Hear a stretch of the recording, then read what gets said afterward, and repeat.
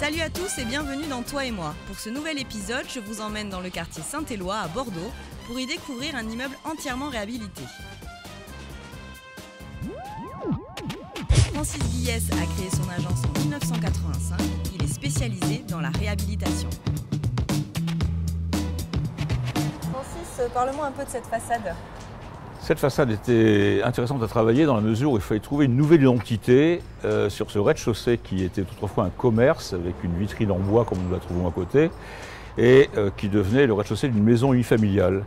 Donc chercher à la fois une intimité de l'intérieur à l'extérieur et une architecture qui puisse convenir aussi bien, je dirais, à un architecte des bâtiments de France, puisqu'il y a eu une discussion là-dessus, que sur, que pour les propriétaires, avec une prestation qui est un peu particulière. Ce caillebotis, effectivement, n'est pas fréquent, je dirais, dans les rez-de-chaussée bordelais. Et donc, on a réussi à faire, ce dessin qui a eu l'heure de plaire à tout le monde.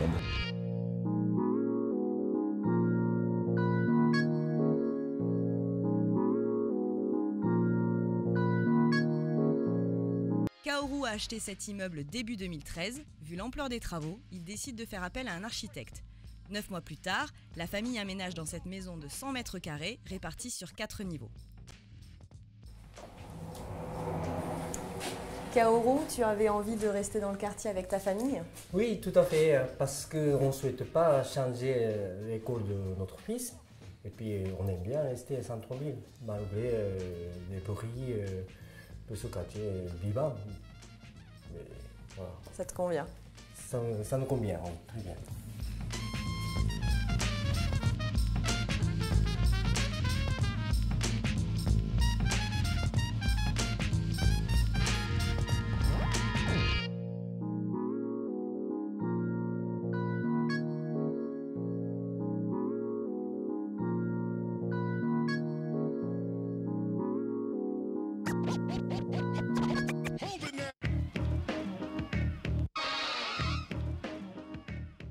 Comment as-tu choisi de répartir les espaces dans cet immeuble? Très naturellement. Le rez-de-chaussée, c'est l'accès avec le hall d'entrée, une pièce commune qui fait ça de chambre d'amis, l'accès à la cave. Ensuite, donc, à mi-hauteur, à mi-palier, on a un sanitaire commun au rez-de-chaussée à la pièce de vie, le séjour cuisine du premier étage. Et ensuite, on a le deuxième étage qui est la chambre des parents avec salle de bain et sanitaire. Et au deuxième étage, la chambre de l'enfant avec sa salle de bain et sa pièce de jeu, sa salle de jeu.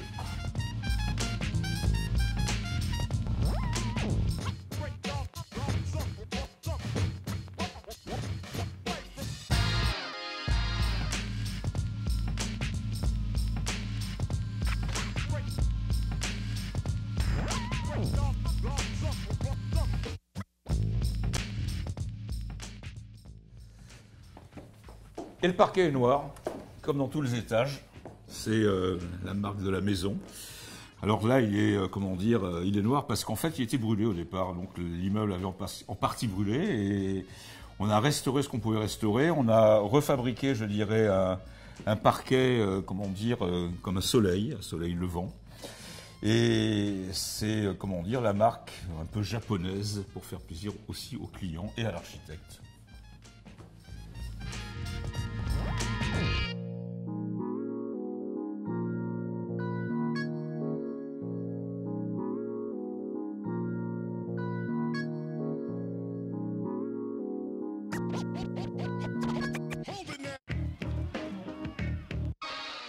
Francis, pas mal le puits de lumière. Voilà, ce puits de lumière, ça permet effectivement d'éclairer, je dirais, les parties arrière de la maison. Donc le trait d'union dans la famille entre le séjour et puis les étages, les parents et les enfants. Alors le traitement particulier de ce puits de lumière, c'est qu'en fait j'ai voulu faire un petit délitement pour éviter l'effet de tunnel, de manière à casser les perspectives. Toutes les salles d'eau sont éclairées, je dirais, entièrement par des pans vitrés, de manière à donner le plus de lumière possible, et puis beaucoup de reflets, je dirais, donc créer beaucoup de perspectives. Voilà.